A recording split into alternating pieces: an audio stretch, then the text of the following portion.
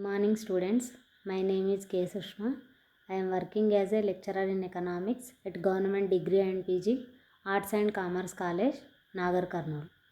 ఈ రోజు మనం BA second year third semester వారికి మైక్రో ఎకనామిక్స్ 2లో భాగంగా ఈరోజు ఉపాంత ఉత్పాదకత పంపిణీ సిద్ధాంతం గురించి తెలుసుకుందాం. దీన్ని ఇంగ్లీష్లో marginal productivity theory of distribution అని పిలుస్తారు. అయితే ఈ ఉపాంత ఉత్పాదకత పంపిణీ సిద్ధాంతం అనేది లాంగ్ క్వశ్చన్కి అడుగుతారు. ఇంపార్టెంట్ క్వశ్చన్, జాగ్రత్తగా వినాలి. ఉపాంత అనగానే మీరు ఆల్రెడీ BA ఫస్ట్ ఇయర్ నుంచి నేర్చుకుంటూనే ఉన్నారు. అదనంగా ఒక వస్తువును ఉత్పత్తి చేయడం. ఉపాంత అంటేనే అదనం. ఒక వస్తువు యొక్క డిమాండ్ సప్లైల వల్ల ఏమవుతుంది? వస్తువు యొక్క ధర అనేది నిర్ణయం అవుతుంది. ఈ డిమాండ్ సప్లైలనే మనం మార్కెట్ శక్తులు అని పిలుస్తాం. ఒక వస్తువు యొక్క డిమాండ్ సప్లైల సమానత్వం వల్ల వస్తువు యొక్క ధర అనేది నిర్ణయం అవుతుంది. అలాగే ఉత్పత్తి కారకాల డిమాండ్ మరియు సప్లై సమానత్వం వల్ల ఉత్పత్తి కారకాల ధర అనేది నిర్ణయం అవుతుంది. అయితే వస్తు మార్కెట్లోనేమో వస్తువు యొక్క డిమాండ్ సప్లైల వల్ల వస్తువు యొక్క ధర నిర్ణయం అవుతే, ఉత్పత్తి కారకాల మార్కెట్లోనేమో ఉత్పత్తి కారకాల యొక్క డిమాండ్ సప్లైలు సమానం కావటం వల్ల ఉత్పత్తి కారకాల ధర అనేది నిర్ణయం అవుతుంది. అయితే ఉత్పత్తి అనేది కంపల్సరీగా ఉత్పత్తి కారకాలపైన ఆధారపడి ఉంటుంది. అందుకే ఉత్పత్తి కారకాలకు ఉండే డిమాండ్ ఏదైతే ఉంటుందో దాన్ని మనం ఉత్పన్నమైనది లేదా పరోక్షమైనది అని పిలుస్తున్నాం. అయితే ఉత్పత్తి కారకాలకు ఉండే డిమాండ్ ఉపాంత ఉత్పాదకత పైన ఆధారపడి ఉంటుంది. ఆ ఉపాంత ఉత్పాదకత అనే భావనను ముందుగా రికార్డో అనే ఆర్థికవేత్త ఉపయోగించినప్పటికీ దీనిని JB క్లార్క్ అనే ఆర్థికవేత్త ద డిస్ట్రిబ్యూషన్ ఆఫ్ వెల్త్ అనే గ్రంథంలో ఈ సిద్ధాంతం గురించి, ఏ సిద్ధాంతం? ఉపాంత ఉత్పాదకత పంపిణీ సిద్ధాంతం గురించి విపులంగా వివరించాడు. అంటే వివరంగా ఇతడు వివరించటం జరిగింది. ఉపాంత ఉత్పాదకత అనే భావనను అర్థశాస్త్రంలో మొట్టమొదట ఉపయోగించిన ఆర్థికవేత్తనేమో రికార్డో. ఈ సిద్ధాంతాన్ని అభివృద్ధి చేసిన ఆర్థికవేత్త JB క్లార్క్. JB క్లార్క్ వ్రాసిన గ్రంథం ఏమిటి? ద డిస్ట్రిబ్యూషన్ ఆఫ్ వెల్త్ అనే గ్రంథంలో ఇతడు ఉపాంత ఉత్పాదకత పంపిణీ సిద్ధాంతాన్ని వివరించటం జరిగింది. అయితే ఉపాంత ఉత్పాదకత అంటే ఏంటో చూద్దాం. ప్రతి ఉత్పత్తిదారుడు, ఎవరైతే వస్తువులను ఉత్పత్తి చేస్తున్నారో ఆ ఉత్పత్తిదారుడు ఉత్పత్తి ప్రక్రియలో వేటి సహాయంతో ఉత్పత్తి చేస్తాడు? ఉత్పత్తి కారకాల సహాయంతో ఉత్పత్తి చేస్తాడు. సో ప్రతి ఉత్పత్తిదారుడు ఉత్పత్తి ప్రక్రియలో ఉత్పత్తి సాధనాలను నియమించేటప్పుడు ఏం చేస్తున్నాడు? వాటి యొక్క ఉపాంత ఉత్పాదకతను పరిగణనలోకి తీసుకుంటాడు. అంటే అవి అదనంగా ఎంత ఉత్పత్తి చేస్తాయనే దాన్ని అతడు పరిగణనలోకి తీసుకుంటాడు. అయితే ఉత్పత్తిదారుని ముఖ్య ఉద్దేశం ఏముంటుంది? గరిష్ట లాభార్జన. సో ఈ లాభం సంపాదించాలంటే వాటికి సరైన ప్రతిఫలాలను చెల్లించాలి. ఉత్పత్తి కారకాలు ఏవేవి? భూమి, శ్రమ, మూలధనం, వ్యవస్థాపన. మరి వాటికి ప్రతిఫలాలంటే ఏంటి? భూమికి భాటకం చెల్లించాలి, శ్రమకి వేతనం చెల్లించాలి, మూలధనానికి వడ్డీ చెల్లించాలి, వ్యవస్థాపకుడికి లాభం అనేది ఇవ్వాల్సి ఉంటుంది. మరి ఈ ఉత్పత్తి కారకాలను వాడుకున్నందుకు వాటికి చెల్లించే ప్రతిఫలాలు ఏవైతే ఉంటాయో అవి వాటి ఉపాంత ఉత్పాదకతకు సమానంగా ఉంటాయని JB క్లార్క్ అభిప్రాయపడటం జరిగింది. JB క్లార్క్ ప్రకారం ఏంటి? ఇతని ప్రకారం ఉపాంత ఉత్పాదకత అంటే ఏంటంటే నిశ్చల పరిస్థితిలో, అంటే ఎలాంటి మార్పు లేని పరిస్థితిలో ప్రతి ఉత్పత్తి కారకం, ఇప్పుడు మనం చెప్పిన 4 ఉత్పత్తి కారకాలు దాని ఉపాంత ఉత్పాదకతకు సమానంగా ప్రతిఫలాన్ని పొందుతాయి అని తెలియజేయటం జరిగింది. ఈ భావనను మొట్టమొదట ప్రవేశపెట్టిన ఆర్థికవేత్త ఏమో రికార్డో, దీనిని ఒక సిద్ధాంత రూపంలో చేసి వివరించిన ఆర్థికవేత్త జేబీ క్లార్క్. జేబీ క్లార్క్ ఉద్దేశంలో ఉపాంత ఉత్పాదకత అంటే నిశ్చల పరిస్థితిలో, ఎలాంటి మార్పు లేని పరిస్థితిలో ప్రతి ఉత్పత్తి కారకం దాని ఉపాంత ఉత్పాదకతకు సమానంగా ప్రతిఫలాన్ని పొందుతుందని క్లార్క్ తెలియజేయటం జరిగింది. ఇప్పుడు మనం ప్రమేయాలు ఏంటో చూద్దాం. ప్రమేయాలు అంటే ఆర్థికవేత్తలు సిద్ధాంతం కోసం ఊహించి తీసుకునేవే ప్రమేయాలు. వీటినే మనం అజంప్షన్స్ అని కూడా పిలుస్తున్నాం. చూడండి, ప్రమేయాల్లో ఫస్ట్ వన్, వస్తు మార్కెట్లోనూ ఉత్పత్తి మార్కెట్లోనూ సంపూర్ణ పోటీ ఉంటుంది. సంపూర్ణ పోటీ అంటే ఏమిటి? అనేక మంది అమ్మకందారులు ఉంటారు, అనేక మంది కొనుగోలుదారులు ఉంటారు. వస్తు మార్కెట్లోనూ మరియు ఉత్పత్తి కారకాల మార్కెట్లోనూ రెండింట్లోనూ సంపూర్ణ పోటీ ఉంటుందని ఆర్థికవేత్త మొదటి ప్రమేయాన్ని తీసుకోవటం జరిగింది. రెండవది, ఉత్పత్తి కారకాల మార్కెట్లో అనేక మంది అమ్మకందారులు, అనేక మంది కొనుగోలుదారులు ఉన్నప్పటికీ ఏ ఒక్క అమ్మకందారుడు కానీ ఏ ఒక్క కొనుగోలుదారుడు కానీ ఉత్పత్తి కారకాల ధరను నిర్ణయించలేడు. ఎందుకని? ధరను ఎవరు నిర్ణయిస్తున్నారు? ధరను market శక్తులైన demand సప్లైలు నిర్ణయిస్తున్నాయి.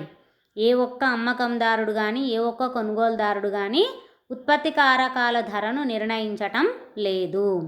Next third one, ఉత్పత్తి కారకాల అన్ని యూనిట్లు సజాతీయంగా ఉంటాయి. అంటే సజాతీయంగా అంటే అన్నీ ఒకే విధంగా ఉంటాయి. కాబట్టి వీటి ధరలు కూడా ఒకే విధంగా ఉంటాయి. అంటే ధరల్లో మార్పు అనేది లేదు.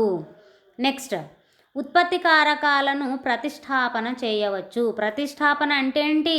ఒక చోట ప్రతిష్టాపన చేయడం కాదు, ఒక ఉత్పత్తి కారకానికి బదులుగా మరొక ఉత్పత్తి కారకాన్ని ఉపయోగించవచ్చని అర్థము. ఉత్పత్తి కారకాలని ప్రతిష్టాపన చేయవచ్చు అంటే ఇప్పుడు ఉత్పత్తి కారకాలు సజాతీయాలు అన్నాం కదా, కాబట్టి ఒక ఉత్పత్తి కారకానికి బదులు మరొక ఉత్పత్తి కారకాన్ని మనం ఉపయోగించుకోవచ్చు అనేది అర్థము. నెక్స్ట్, ఉత్పత్తి కారకాలను యూనిట్లుగా విభజించవచ్చు. నెక్స్ట్, ఉత్పత్తి కారకాలకు గమనశీలత ఉంటుంది. గమనశీలత అంటే ఏమిటి? ఎగ్జాంపుల్, శ్రామికులు ఉన్నారు. తక్కువ వేతనం వచ్చే ప్లేస్ నుంచి వారు ఎక్కువ వేతనం వచ్చే ప్లేస్కి తరలి వెళ్తారు. భూమి వెళ్తుందా? వెళ్ళలేదు. కేవలం శ్రామికులు మాత్రం ఏం చేస్తారు? ఎగ్జాంపుల్, మీ దగ్గర పొలాలకి పనులకు వెళ్తూ ఉంటారు. ఏం చేస్తారు అప్పుడు? మీ ఊర్లో కన్నా పక్క ఊర్లో ఎక్కువ వేతనం వస్తుందంటే వాళ్ళు అక్కడికి తరలి వెళ్తారు. దేనికోసం?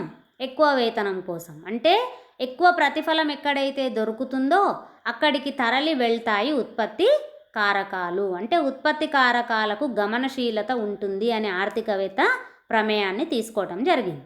నెక్స్ట్, చరానుపాత సూత్రం వర్తిస్తుంది. చరానుపాత సూత్రం అంటే ఏంటి?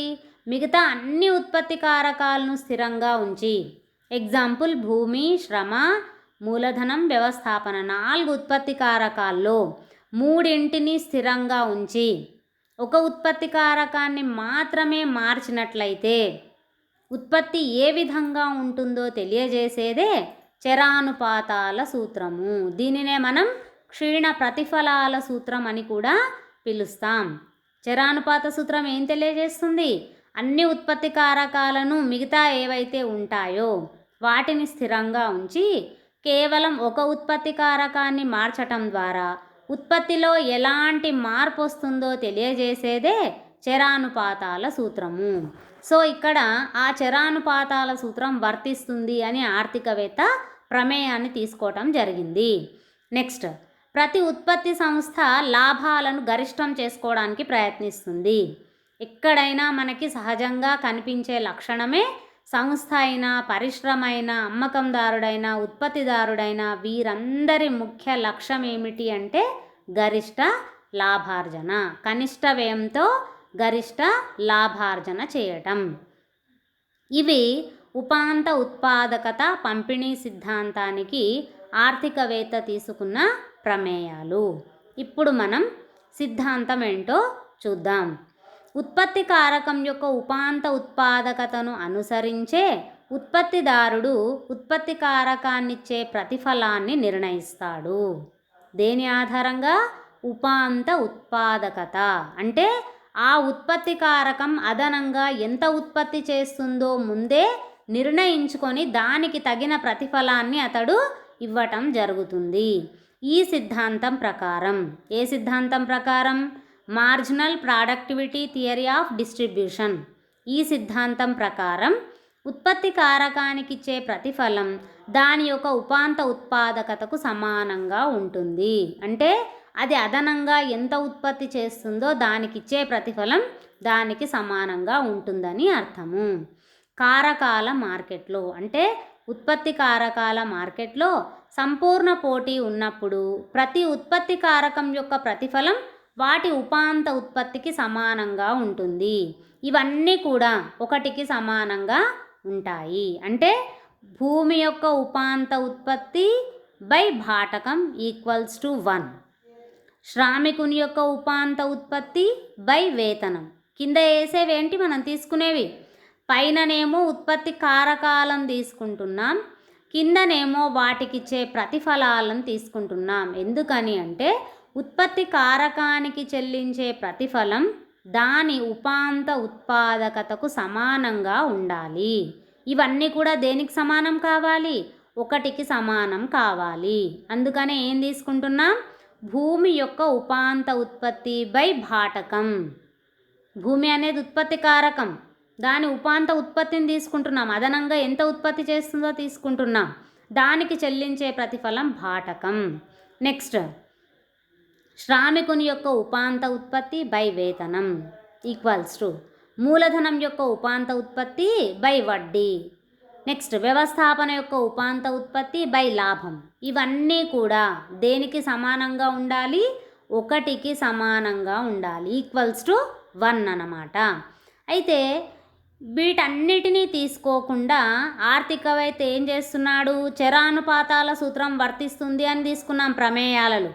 మిగతా ఉత్పత్తి కారకాలను స్థిరంగా ఉంచి కేవలం ఒక ఉత్పత్తి కారకాన్ని మాత్రమే తీసుకుంటే ఉత్పత్తిలో ఎలాంటి మార్పు వస్తుందో చూడడానికి ఇతడు మిగతా వాటిని స్థిరంగా ఉంచి కేవలం శ్రమ అనే ఉత్పత్తి కారకాన్ని మాత్రమే పరిగణనలోకి తీసుకొని ఉత్పత్తిదారుడు ప్రతిఫలాన్ని ఏ విధంగా నిర్ణయిస్తాడో ఈ ఆర్థికవేత్త వివరించటం జరిగింది.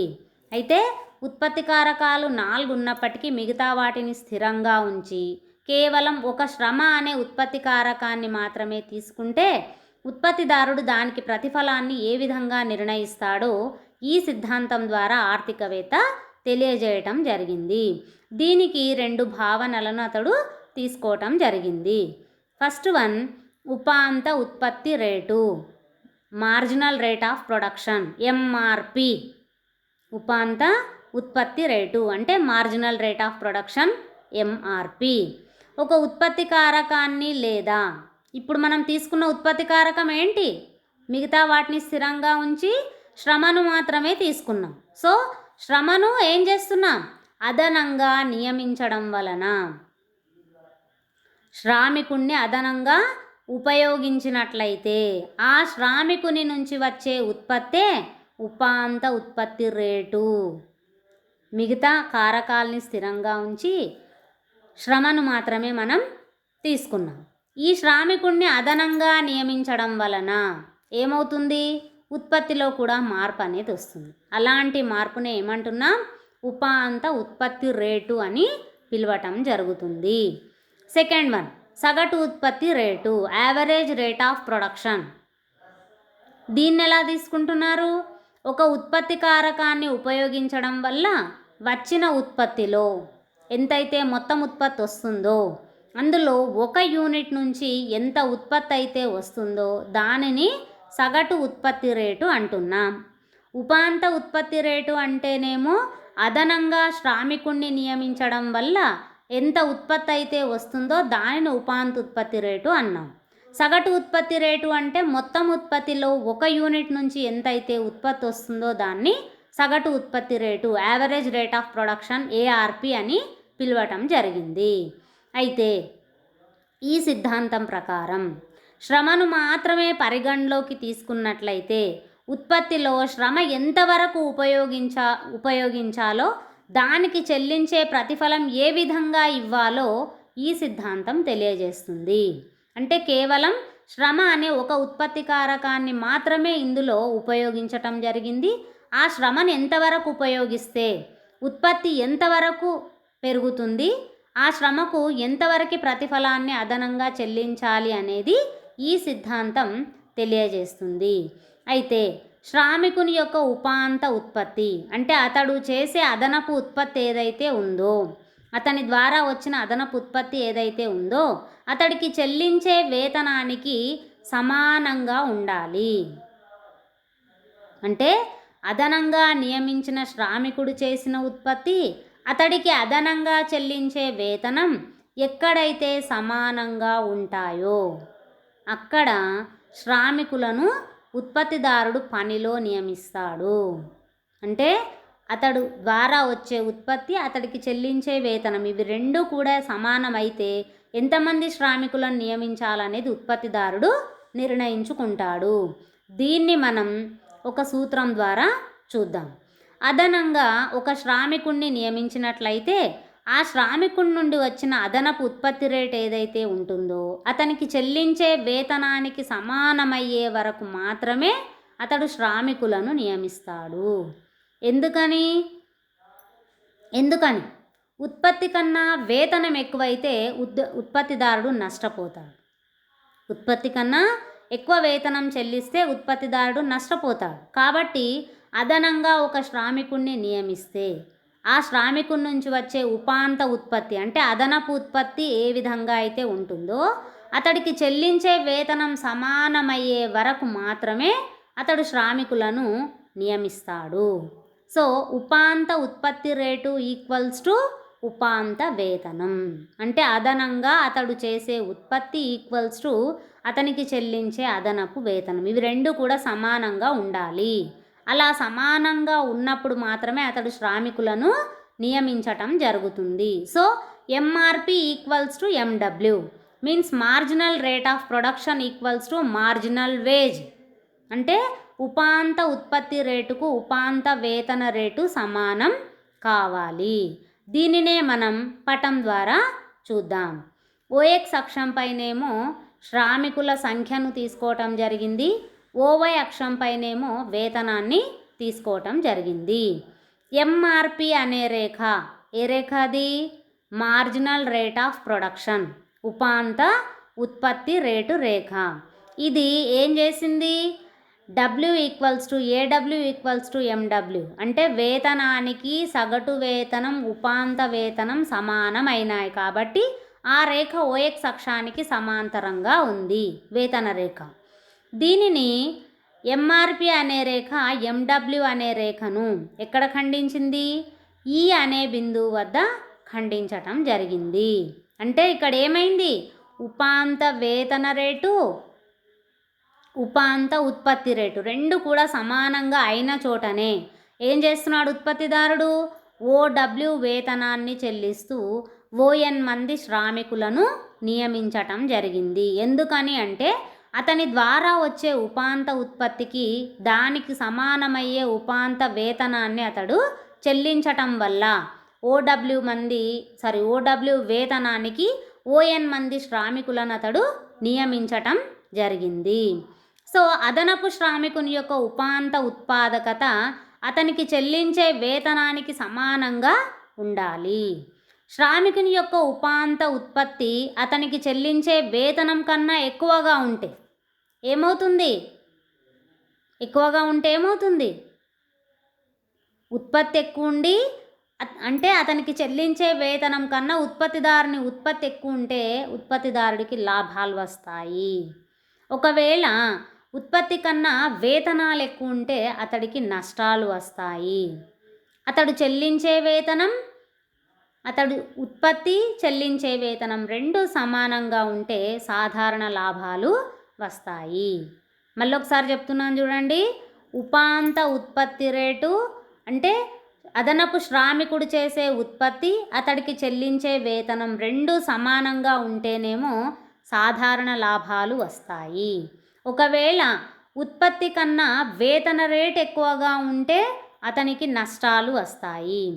ఒకవేళ వేతన రేటు కన్నా అతడు చేసే ఉత్పత్తి ఎక్కువగా ఉంటే అతడికి గరిష్ట లాభాలనేవి రావటం జరుగుతుంది. అందుకే ఏం చేస్తున్నాడు, అతనికి వచ్చే వేతనము అతడు చేసే ఉత్పత్తి రెండు సమానంగా ఉండేలాగా ఉత్పత్తిదారుడు చూస్తున్నాడు. అయితే అవి ఏ విధంగా అంటే 3 పరిస్థితులను ఉత్పత్తిదారుడు ఎదుర్కొంటాడు. ఒకటేమో గరిష్ట లాభాలు, రెండవది సాధారణ లాభాలు, మూడవది నష్టాలు. మరి అవి ఎప్పుడెప్పుడు ఏ విధంగా సంభవిస్తాయో ఒక్కొక్క దాని గురించి తెలుసుకుందాం. మొదటి పరిస్థితి, అతడు ఎదుర్కొనే మొట్టమొదటి పరిస్థితి గరిష్ట లాభాలు. గరిష్ట లాభాలు ఎప్పుడు వస్తాయి? ఉత్పత్తిలో శ్రామికులను నియమిస్తూ ఉంటే ఉపాంత ఉత్పత్తి కన్నా అంటే అదనంగా ఎవరినైతే నియమిస్తున్నాడో వారు చేసే ఉత్పత్తి కన్నా అతడు చెల్లించే వేతనం కనుక తక్కువగా ఉంటే ఉత్పత్తిదారుడికి గరిష్ట లాభాలు వస్తాయి. అంటే వారి ద్వారా వచ్చే ఉత్పత్తి ఏమో ఎక్కువగా ఉంది, అతడు చెల్లించే వేతనమేమో తక్కువగా ఉంది. దీనివల్ల ఏమవుతుంది, ఉత్పత్తిదారుడికి గరిష్ట లాభాలనేవి రావటం జరుగుతుంది. దీన్ని ఇప్పుడు మనం పటం ద్వారా చూద్దాం. ఓఎక్స్ అక్షంపైనేమో శ్రామికులను తీసుకున్నాం, ఓవై అక్షంపైనేమో వేతనాన్ని తీసుకోవటం జరిగింది. ఎంఆర్పి అనేదేమో ఉపాంత ఉత్పత్తి రేటు రేఖ, ఏఆర్పి అనేదేమో సగటు ఉత్పత్తి రేటు రేఖ. అయితే ఈ ఉపాంత ఉత్పత్తి రేటు ఎంఆర్పి రేఖ ఎండబ్ల్యూ రేఖను ఎక్కడ ఖండించింది? ఈ అనే బిందువు వద్ద ఖండించింది. ఎంఆర్పి రేఖ ఎండబ్ల్యూ అనే వేతన రేఖను ఈ అనే బిందువు వద్ద ఖండించింది. అంటే ఉత్పత్తిదారుడు ఓఎన్ పరిమాణంలో శ్రామికులను నియమిస్తూ ఓడబ్ల్యూ వేతనం వద్ద సమతౌల్యంలో ఉంటాడు. ఓడబ్ల్యూ వేతనం వద్ద సమతౌల్యంలో ఉంటాడు. అయితే ఇక్కడ ఎందుకు గరిష్ట లాభాలు వస్తున్నాయి అంటే అతడు చెల్లించే సగటు వేతనం కన్నా, ఉత్పత్తిదారుడు చెల్లించే సగటు వేతనం కన్నా ఎవరు శ్రామికుడు చేసే ఉపాంత ఉత్పత్తి ఎక్కువగా ఉంది. దీనివల్ల ఉత్పత్తిదారుడికి గరిష్ట లాభాలు వస్తున్నాయి. సో ఏడబ్ల్యూ ఏమైంది? Less than ARP. ఏడబ్ల్యూ అనేది యావరేజ్ వేజ్, అతడు చెల్లించే సగటు వేతనం దేనికన్నా తక్కువగా ఉంది? సగటు ఉత్పత్తి రేటు కన్నా. ARP average rate of production, ARP కన్నా ఏడబ్ల్యూ అంటే ఉత్పత్తి కన్నా అతడు చెల్లించే వేతనం తక్కువగా ఉన్నందుకు ఉత్పత్తిదారుడికి గరిష్ట లాభాలు వస్తున్నాయి. ఇప్పుడు మనం దీన్ని క్రింద సూత్రం ద్వారా చూద్దాం. ఏంటి? లాభం ఈక్వల్స్ టు మొత్తం రాబడి మైనస్ మొత్తం వ్యయం. సో దాన్ని ఎలా రాసాము? TR minus TC. టిఆర్ అంటే టోటల్ రెవెన్యూ, మొత్తం రాబడి. టీసీ అంటే టోటల్ కాస్ట్, మొత్తం వ్యయము. అయితే టిఆర్ తీసుకున్నప్పుడు కంపల్సరీగా మనం ఏం తీసుకోవాలి? యావరేజ్ రెవెన్యూ ఏఆర్ తీసుకోవాలి. సో ఇక్కడ మనం ఏఆర్పి తీసుకున్నాం, average rate of production into శ్రామికుల సంఖ్యని. శ్రామికుల సంఖ్య ఎందుకు తీసుకుంటున్నాం? ఇక్కడ తీసుకున్న ఏకైక ఉత్పత్తి కారకం శ్రామికులు మాత్రమే. వారిని అదనంగా నియమించడం వలన ఎంత అదనపు ఉత్పత్తి వస్తుందో తెలుస్తుంది. కాబట్టి మనం ఏం తీసుకోవాలి? ఇక్కడ ఏఆర్పి ఇంటూ శ్రామికుల సంఖ్యను తీసుకోవాలి. సో ఇక్కడ ఏఆర్పి అనేది ఏంటి? ఓబి. కింద మూల బిందువు వద్ద ఓ ఉంది, పైన బి ఉంది. సో అది ఓబి అనేది సగటు ఉత్పత్తి రేటు. ఏఆర్పి అంటే ఓబిని తీసుకోవాలి. ఇప్పుడు శ్రామికుల సంఖ్యను ఏం తీసుకున్నాం? ఓఎన్. ఓఎన్ని శ్రామికుల సంఖ్యగా తీసుకున్నాం. ఇవి రెండు మల్టిప్లై చేస్తే OB into ON equals to OB into ON కాదు, అక్కడ ఏఎన్ తీసుకోవాలి, పైన ఏఎన్. ఓబి అనేదేమో ఏఆర్పి, శ్రామికుల సంఖ్య ఏఎన్ తీసుకోవాలి.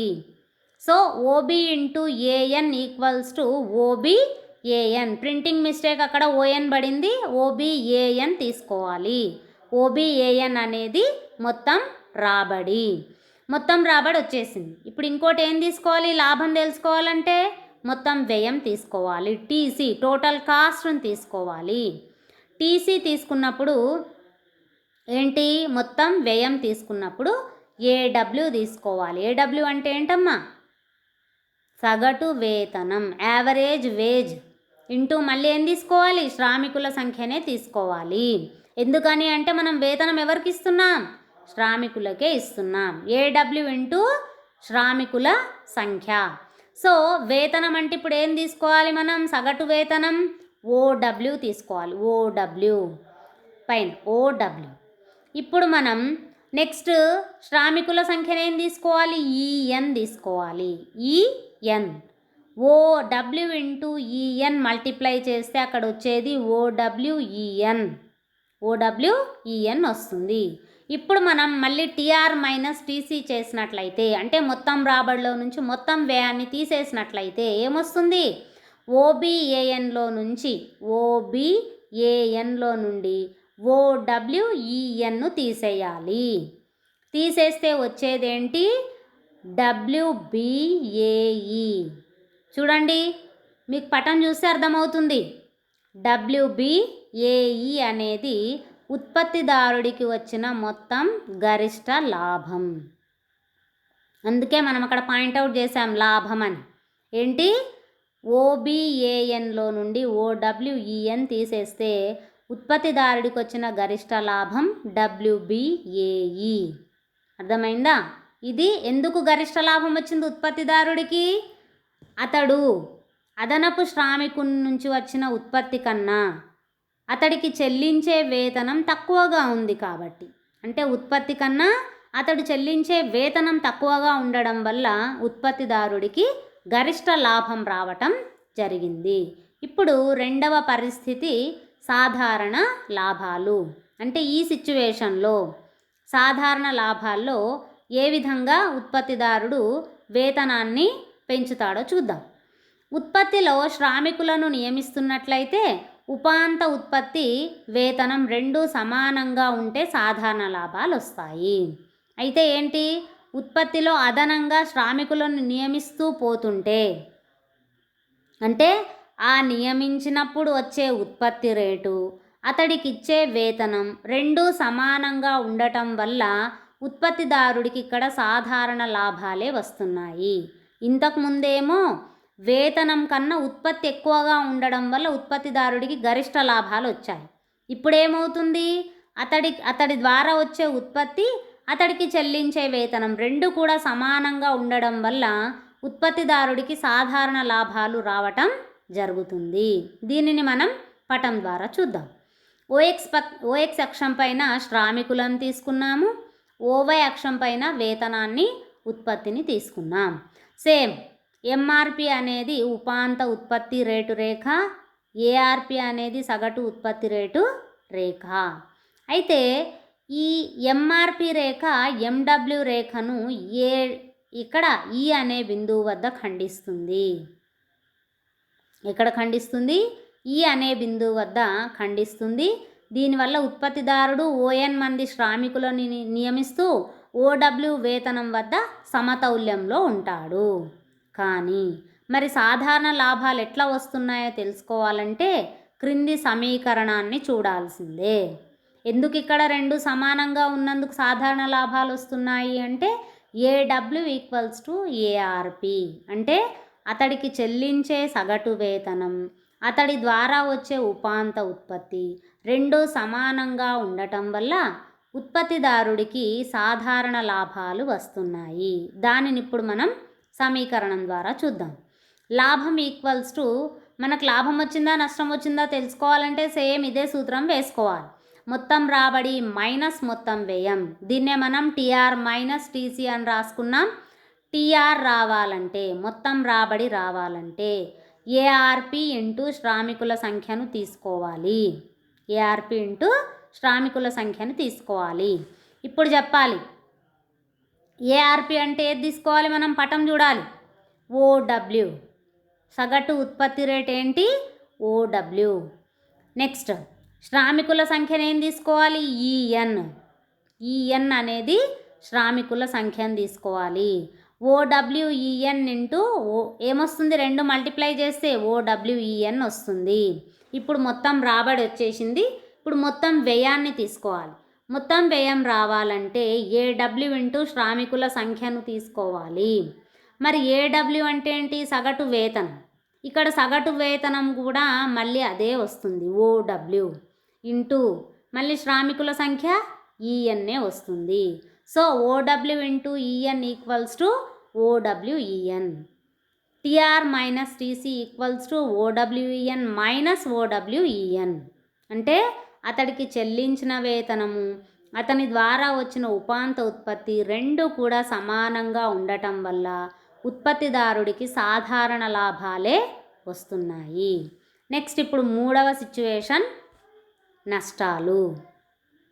నష్టాలు ఎందుకు వస్తున్నాయి, ఉత్పత్తిలో శ్రామికులను నియమిస్తూ పోతే ఉపాంత ఉత్పత్తి అనేది ఏమవుతుంది, తక్కువగా ఉంటుంది. అతడికి ఇచ్చే వేతనం ఎక్కువగా ఉంటుంది. దీనివల్ల ఉత్పత్తిదారుడికి నష్టాలు అనేవి సంభవిస్తాయి.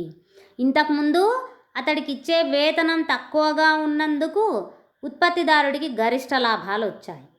దాని తర్వాత సిచ్యువేషన్లో అతడు అదనంగా వచ్చిన ఉత్పత్తి, అతడికి చెల్లించే వేతనం రెండూ సమానంగా ఉండడం వల్ల సాధారణ లాభాలు వచ్చాయి. నష్టాలు ఎప్పుడు వస్తున్నాయి, అతడికి చెల్లించే వేతనమేమో ఎక్కువగా ఉంటుంది, అతని ద్వారా వచ్చిన ఉత్పత్తి ఏమో తక్కువగా ఉంటుంది. అప్పుడు నష్టాలు అనేవి సంభవిస్తాయి. దీనిని మనం క్రింది పటం ద్వారా చూద్దాం. సేమ్ ఇంతకుముందు లాగానే ఓఎక్స్ అక్షం పైన శ్రామికులను తీసుకున్నాం, ఓవై అక్షం పైన వేతనాన్ని, ఉత్పత్తిని తీసుకోవటం జరిగింది. ఇప్పుడు ఎంఆర్పి రేఖ, ఎంఆర్పి అనేది ఉపాంత ఉత్పత్తి రేటు రేఖ, ఏఆర్పి అనేది సగటు ఉత్పత్తి రేటు రేఖ. చూడండి, సగటు ఉత్పత్తిలో మార్పులు వస్తున్నాయి. గరిష్ట లాభాల వద్ద ఒకలాగుంది, సాధారణ లాభాల వద్ద ఒకలాగుంది, నష్టాల దగ్గర ఒకలాగుంది. దీన్ని బాగా గుర్తుపెట్టుకోవాలి విద్యార్థులు.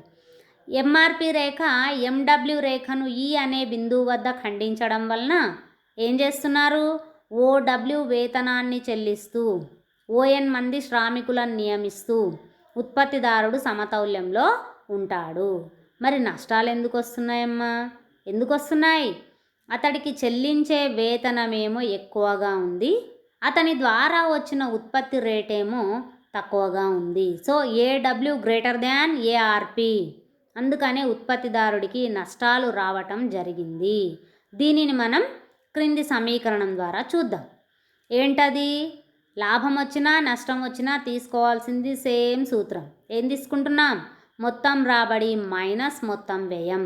So TR minus TC. TR ఏమొచ్చింది, ఏఆర్పి ఇంటూ శ్రామికుల సంఖ్య ఏం తీసుకోవాలి ఇప్పుడు, ఓబి.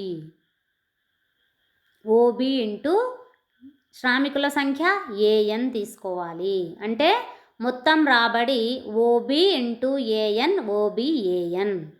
నెక్స్ట్ రాబడియాక ఇంకేం తీసుకోవాలి, వ్యయం తీసుకోవాలి కదా, టీసీ.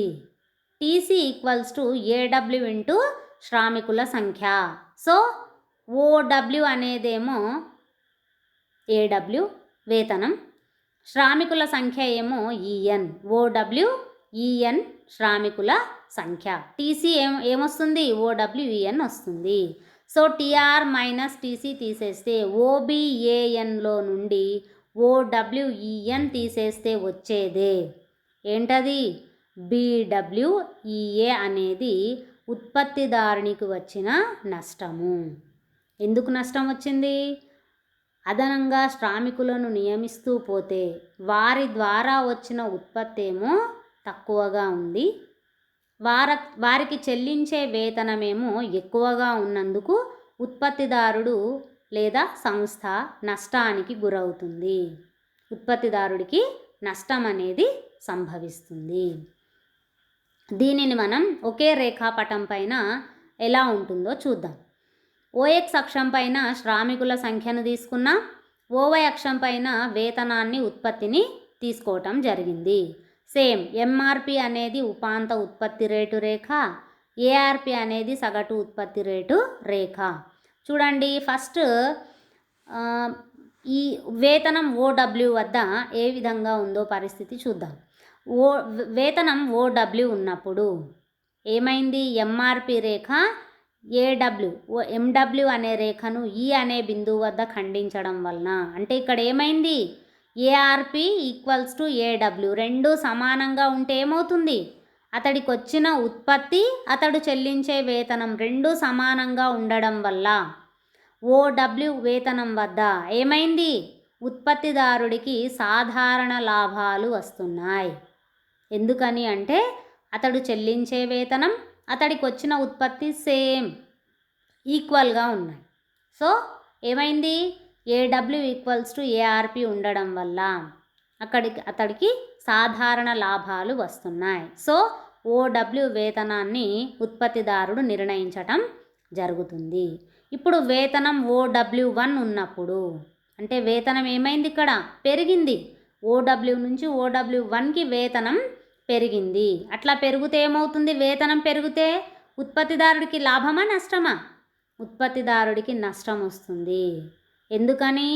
అతడికి వచ్చిన ఉత్పత్తి కన్నా అతడు చెల్లించే వేతనం ఎక్కువగా ఉంది. ఈ ఎంఆర్పి రేఖ MW1 రేఖను E1 అనే బిందువు వద్ద ఖండించటం వల్ల ఏమైంది? అతడికి నష్టం అనేది వస్తుంది. అతడు చెల్లించే వేతనం ఎక్కువగా ఉండటం వల్ల, అంటే ఏఆర్పి కన్నా ఏడబ్ల్యూ ఎక్కువగా ఉండటం వల్ల ఉత్పత్తిదారుడికి నష్టాలు అనేవి సంభవిస్తున్నాయి.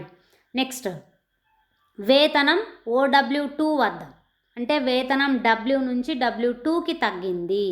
అంటే అతడు చేసే ఉత్పత్తి కన్నా అతడికి చెల్లించే వేతనాలు తక్కువగా ఉండటం వల్ల ఏమైంది? వేతనం తక్కువగా ఉంటే ఏమవుతుంది? ఉత్పత్తిదారుడికి గరిష్ట లాభాలు వస్తాయి. అంటే ఏఆర్పి కన్నా ఏది తక్కువగా ఉంది? ఏడబ్ల్యూ తక్కువగా ఉన్నందున ఏమవుతుంది? ఉత్పత్తిదారుడికి గరిష్ట లాభాలు వస్తున్నాయి. మీరు ఒక్కటి మైండ్లో పెట్టుకోవాలి. ఏంటి? ఉపాంత ఉత్పత్తి అంటే అదనంగా శ్రామికులను నియమిస్తూ పోతే కేవలం మనం ఏం చేస్తున్నాం? ఒక ఉత్పత్తి కారకాన్ని మాత్రమే పరిగణనలోకి తీసుకుంటున్నాం. ఎందుకని? చరానుపాతాల సూత్రం వర్తిస్తుంది. చరానుపాత అంటే కేవలం ఒక ఉత్పత్తి కారకాన్ని మాత్రమే మారిస్తే ఉత్పత్తిలో ఏ విధమైన మార్పు వస్తుందో తెలియజేసేది. ఇందులో ఏం చేస్తున్నాం? శ్రామికుణ్ణి ఉత్పత్తిదారుడు అదనంగా నియమించడం వలన అతడు చేసే ఉత్పత్తి రేటు కన్నా అతడికి చెల్లించే వేతనం ఎక్కువగా ఉంటేనేమో ఉత్పత్తిదారుడికి నష్టాలు సంభవిస్తాయి. ఒకవేళ శ్రామికుడు చేసే ఉత్పత్తి, అతడికి చెల్లించే వేతనం రెండూ సమానంగా ఉంటేనేమో ఉత్పత్తిదారుడికి సాధారణ లాభాలు వస్తాయి. ఒకవేళ అతనికి వచ్చే ఉత్పత్తి కన్నా, అంటే శ్రామికుడు చేసే ఉత్పత్తి కన్నా అతడికి చెల్లించే వేతనాలు తక్కువగా ఉంటేనేమో ఉత్పత్తిదారుడికి గరిష్ట లాభాలు వస్తాయి. అంటే స్వల్పకాలంలో ఈ 3 రకాలైన పరిస్థితులను ఉత్పత్తిదారుడు ఎదుర్కోవటం జరుగుతుంది.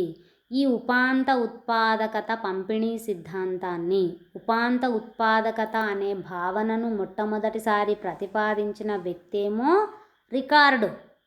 దీనిని ఒక సిద్ధాంత రూపంలో చెప్పిన వ్యక్తేమో జేబీ క్లార్క్. జేబీ క్లార్క్ రాసిన గ్రంథం ఏంటి? ద డిస్ట్రిబ్యూషన్ ఆఫ్ వెల్త్ అనే గ్రంథంలో ఈ ఉపాంత ఉత్పాదకత, marginal productivity theory of distribution, ఈ సిద్ధాంతాన్ని అతడు డిస్ట్రిబ్యూషన్ ఆఫ్ వెల్త్ అనే గ్రంథంలో వివరించటం జరిగింది. ఇతడి ప్రకారం ఏంటి అంటే, జేబీ క్లార్క్ ప్రకారం ఏంటి అంటే, అదనంగా ఉత్పత్తి కారకాన్ని నియమించడం వలన వారి ద్వారా వచ్చే ఉత్పత్తి రేటు ఏదైతే ఉంటుందో, వారికి చెల్లించే అదనపు వేతనం ఏదైతే ఉంటుందో రెండు సమానంగా ఉన్నప్పుడు మాత్రమే ఉత్పత్తిదారుడు ఉత్పత్తిలో శ్రామికులను నియమిస్తాడు. అంటే ఒకవేళ ఉత్పత్తి కన్నా వేతనం ఎక్కువ ఉంటే నష్టాలు వస్తున్నాయి, ఉత్పత్తి వేతనం రెండూ సమానంగా ఉంటేనేమో సాధారణ లాభాలు వస్తున్నాయి, ఉత్పత్తి కన్నా వేతన రేటు తక్కువగా ఉంటేనేమో ఉత్పత్తిదారుడికి గరిష్ట లాభాలు అనేవి వస్తున్నాయి. ఇది ఉపాంత ఉత్పాదకత పంపిణీ సిద్ధాంతము జేబీ క్లార్క్ అనే ఆర్థికవేత్త ప్రతిపాదించటం జరిగింది. అయితే ప్రతి సిద్ధాంతాన్ని ఎవరు ప్రతిపాదించినప్పటికీ కూడా కొన్ని విమర్శలు అనేవి తప్పవు. మరి ఈ సిద్ధాంతానికి కూడా కొంతమంది ఆర్థికవేత్తలు విమర్శించటం జరిగింది. ఆ విమర్శ ఏంటో చూద్దాం. వస్తు మార్కెట్లో కానీ ఉత్పత్తి కారకాల మార్కెట్లో కానీ సంపూర్ణ పోటీ కానీ అసంపూర్ణ పోటీ కానీ ఉండవు అని ఆర్థికవేత్తలు విమర్శించారు. ఎందుకని అంటే ఇక్కడ కూడా సంపూర్ణ పోటీ మార్కెట్ అంటే ఏంటి? ధర మారదు, ధర స్థిరంగా ఉంటుంది. ఏ ఉత్పత్తిదారుడు ఏ కొనుగోలుదారుడు ధరను నిర్ణయించాడు. కాబట్టి వస్తు మార్కెట్లో కానీ ఉత్పత్తి కారకాల మార్కెట్లో కానీ సంపూర్ణ పోటీ అనేది ఉండదు అనేది మొట్టమొదటి విమర్శ. నెక్స్ట్, వీళ్ళు తీసుకున్న ప్రమేయాలేంటి? ఉత్పత్తి కారకాలన్నీ కూడా సజాతీయంగా ఉంటాయని చెప్పారు. ఎక్కడైనా ఉత్పత్తి కారకాలన్నీ ఒకే రకంగా ఉంటాయా?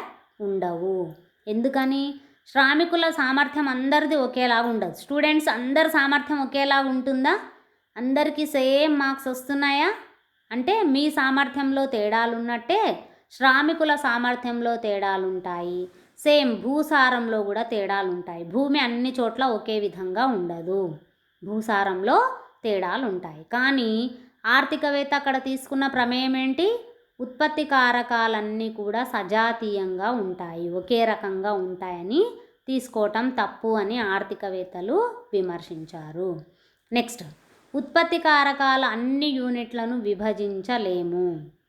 ఎందుకని? శ్రామికుడిని ఒక్క శ్రామికుడినే విభజన చేయడానికి వీలు లేదు. శ్రామికులను ఎవరి నైపుణ్యానికి తగినట్టు వారిని విభజించవచ్చు, కానీ అన్ని యూనిట్లను విభజించలేము. ఎందుకని అంటే శ్రమను కానీ ఉద్యమత్వాన్ని కానీ అంటే వ్యవస్థాపకుడిని కానీ విభజించే వీలు అనేది ఉండదు. నెక్స్ట్, ఈ ఉపాంత ఉత్పాదకత సిద్ధాంతం దీర్ఘకాలానికి వర్తిస్తుంది, స్వల్పకాలానికి అస్సలు వర్తించదు. కానీ వీరు తీసుకున్న ప్రమేయం ఏంటి? కేవలం స్వల్పకాలం మాత్రమే. వీరు చెప్పింది చాలా లాంగ్ ప్రాసెస్ కాబట్టి ఇది దీర్ఘకాలానికి వర్తిస్తుంది, స్వల్పకాలానికి వర్తించదు అని ఆర్థికవేత్తలు ఇంకొక విమర్శ చేయటం జరిగింది. నెక్స్ట్, ఈ సిద్ధాంతం ఉత్పత్తి కారకాలకు ఉండే డిమాండ్కు మాత్రమే ప్రాధాన్యత ఇచ్చింది, కానీ ఉత్పత్తి కారకాలకు ఉండే సప్లైని విస్మరించింది.